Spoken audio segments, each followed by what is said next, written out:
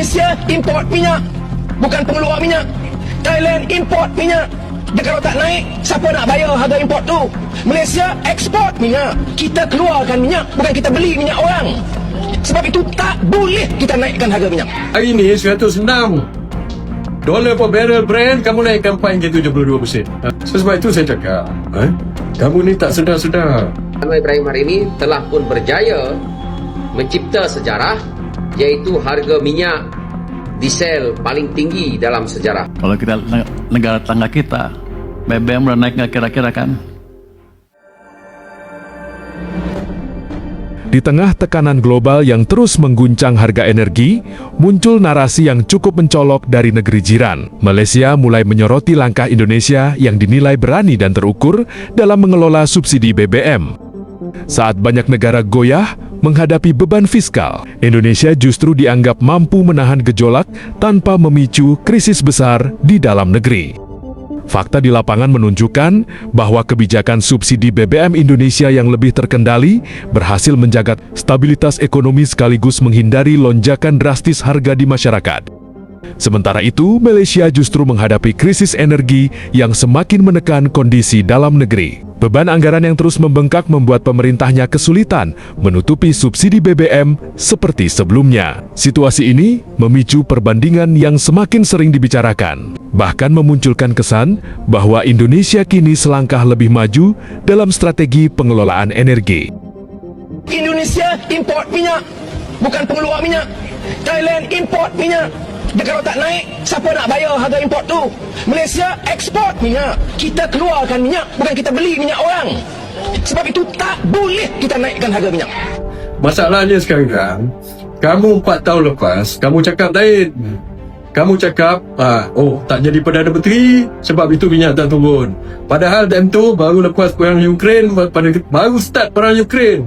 100 dolar per barrel Brent pada ketika itu. 100 lebih, 139. Tak ada harga diesel naik sampai paling 72. Hari ni 106 dolar per barrel Brent, kamu naikkan paling ke 72%. 72%. Sebab itu saya cakap, kamu ni tak sedar-sedar. Cakap lain, buat lain. Lepas itu nak kata, bila orang tanya itu, dia kata, pergi duduk, pergi keluar Malaysia, pergi Singapura, pergi duduk Thailand. Apa jenis orang kamu ini macam ini? Dulu bukankah kamu yang bising kata kita negara pengeluar minyak lah, negara pengeluar minyak lah. Apa benda kamu ini? Ini kita telah mengadakan perbincangan di antara parti-parti politik, NGO-NGO, orang-orang perseorangan dan semula suara bersetuju untuk mengadakan himpunan bagi membantah kenaikan harga minyak. Himpunan ini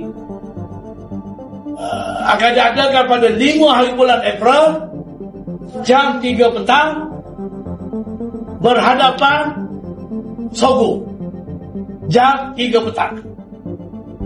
Ramai tokoh-tokoh hebat-hebat akan bercakap dan akan memberi pandangan dan meluahkan perasaan mengenai dengan kenaikan harga minyak. Hari ini menang, esok 24 jam harga minyak turun.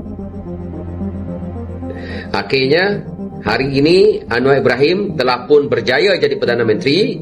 Apa yang dia ucap dalam ceramah dia, dalam ucapan dia, dalam dia berdebat, akhirnya betul Anwar Ibrahim hari ini telah pun berjaya mencipta sejarah, iaitu harga minyak diesel paling tinggi dalam sejarah.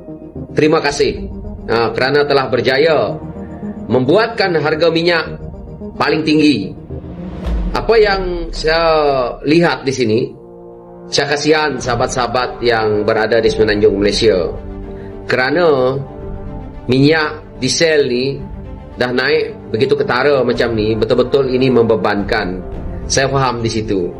Tapi jangan tanya saya juga kenapa harga diesel di Sarawak murah. Saya pun dah cerita sebelum ini, tetapi kalau macam ini di Semenanjung betul-betul membebankan. So komen-komenlah di bawah. Thank you. Ini tak, kau naik 8%, lepas tu kau naik 8%, naik lagi 8%. Dikasih orang tak nak cakap je. Sebenarnya apa yang sedang berlaku ni? Ni Terpulanglah nak dengar brother tu ke brother ni. Ni brother nak cakap ni. Bukan brother Anwar Ibrahim Babi tu lah. Bukan. Brother ni nak cakap. Guys, kawan kita daripada tim Walabot, M. Hamid bagi tahu. Oil tanker, minyak ni, daripada negara Teluk ni, ke Port Klang ambil masa 21 ke 28 hari. Perang Iran dengan yang US serang Iran ni dengan Israel ni bermula 28 Februari 2026. Suplai minyak untuk domestik sekarang ni dibeli waktu zaman perang. Sebelum perang. Harga minyak yang sedang dalam simpanan Malaysia ni, waktu dibeli masa tu harga dia 60 ke 65 dolar setok. Persoalannya sekarang ni, adakah kerajaan bagi subsidi kepada rakyat ataupun kita yang tanggung kerajaan ni?